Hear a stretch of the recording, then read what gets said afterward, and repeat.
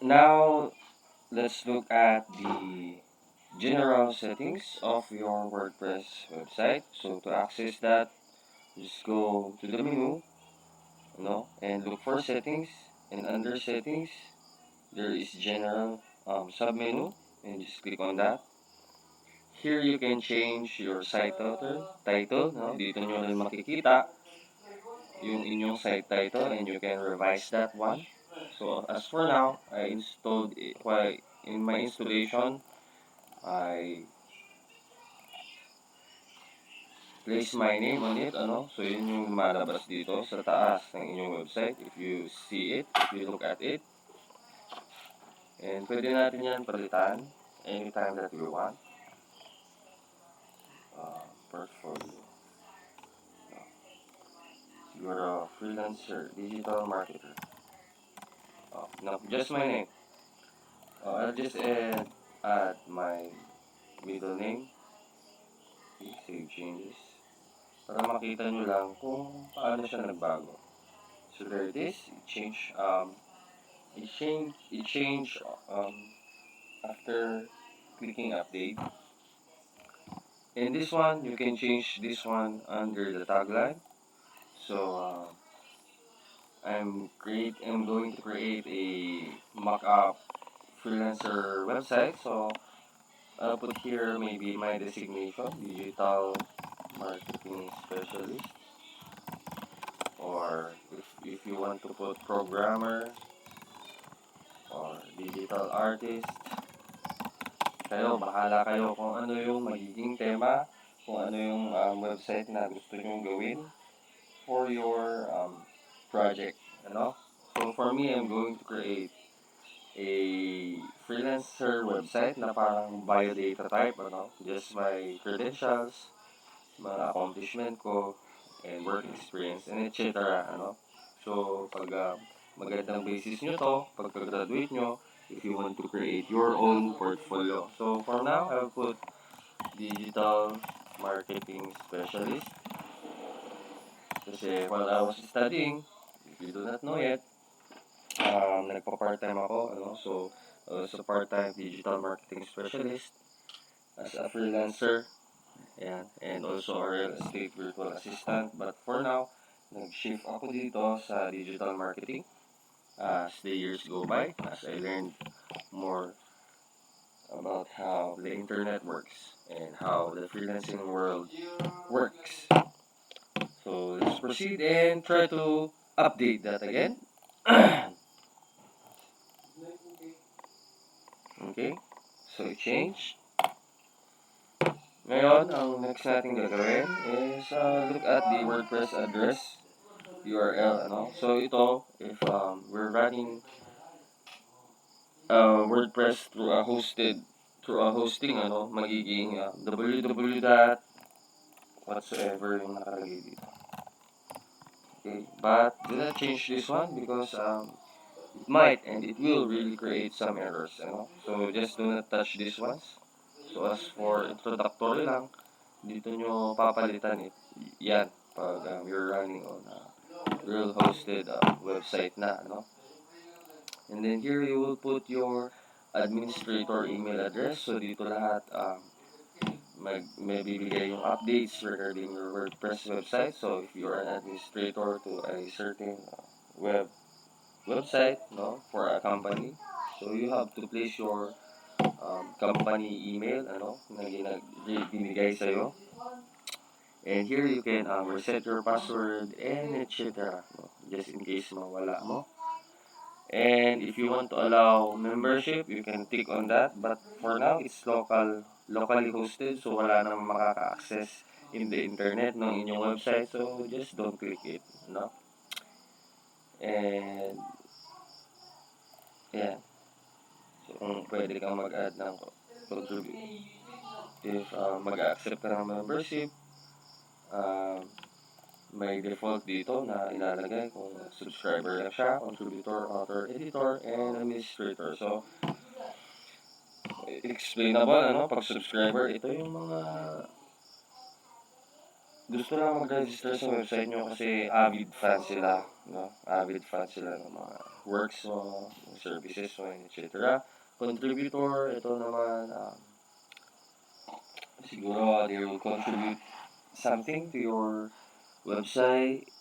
Like, hindi naman, wala siyang specific designation, but he wants to be a contributor, to contribute kung meron siyang ideas na nakaka, what do you call this, that might help your website and your business as well. And author, yung designation nito, magsusulat lang ng articles, ng post, and whatsoever. And next one is editor. So, yung role ni editor, pwede siyang maging author, and he can edit yung mga gawa ni author. Yes? But si author, he cannot do the roles of the editor, So, makakapag-post lang siya, but he cannot edit articles, And then the last one is the administrator, which is our current role. Pwede siyang mag-add ng new users. He can edit, delete, post, and pages, as well as change the looks of the website. And then for the time zone, if you're in the Philippines, you can click it here, Philippines.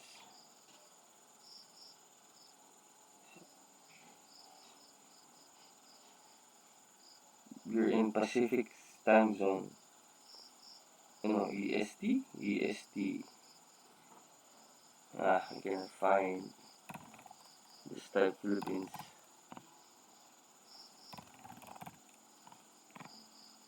If not, kung walang Philippines, Malaysia. It's not there. UTC. Then, hindi ko alam, not sure, I'm not really sure, but you can Google that. But it doesn't really have an effect sa project na gagawin natin. So, anything would do.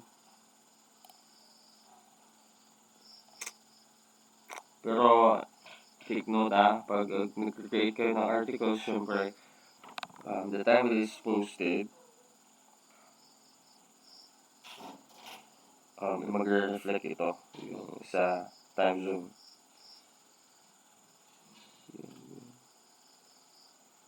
Indonesia. Where's Indonesia? Yung mga kaparehas natin ng time zone. India. Manila? Let's try Manila. That's the time zone. So that's for the Philippines. And for the date format, ayan, obviously, ganyan, masusunod yan. Yan yung lalabas under sa post natin, yan. So by default, ganito ang itsura. Let's try to change. Okay. In the time format, like this siguro. Save changes. And let's see how it changed. Yeah. Okay.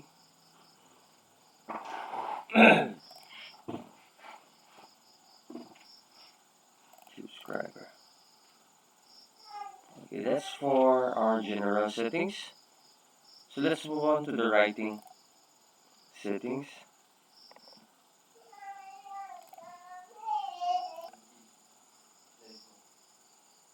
And for the writing settings, makikita natin dito ang default post category. So once you start creating a post, you can actually categorize your post, like for example, you're a news site and you're writing about sports, so that's one category. One about politics, that's one category. Or global news, that's one category. So dito, by default though, uncategorize lahat ng post natin. But once we start creating categories in our post, lalabas siya dito sa drop down. And then, for example, mas more on sports tayo, and click on the category on that part. Yeah. And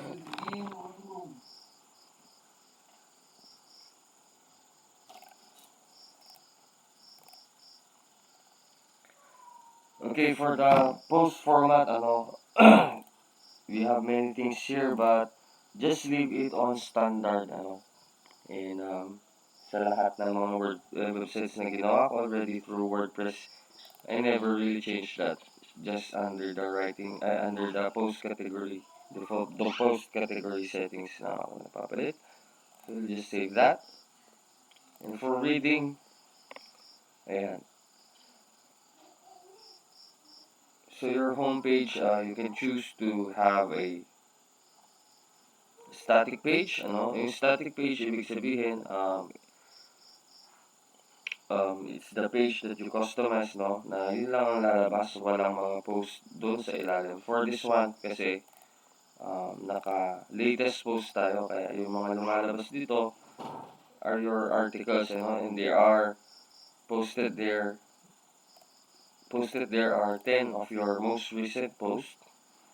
Yan. So, pag later on, pag gagamit kayo ng Elementor, kung gusto nyo, ayaw nyo magpakita yung mga posts on the front page, you can always choose static page, and then you can select which page to be showed, and you can select where your post will go. And for now, let's just click on the latest post.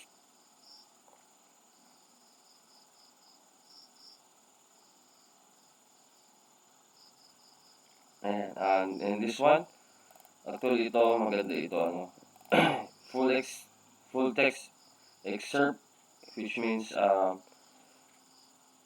browser, pag sinesearch kayo on the browsers, may papakita yung excerpt ng inyong blog.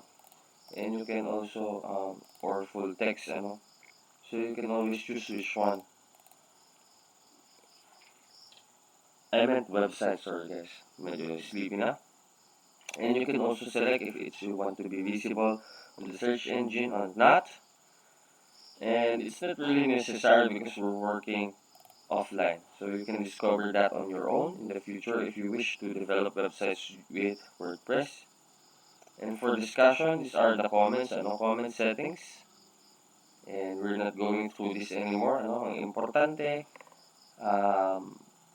alam nyo kung paano gumawa ng posts and how to customize your theme and your homepage and your pages. Media. Okay, so ito yung media sizes, and I prefer not touching those and just stick with the default settings that WordPress gave us.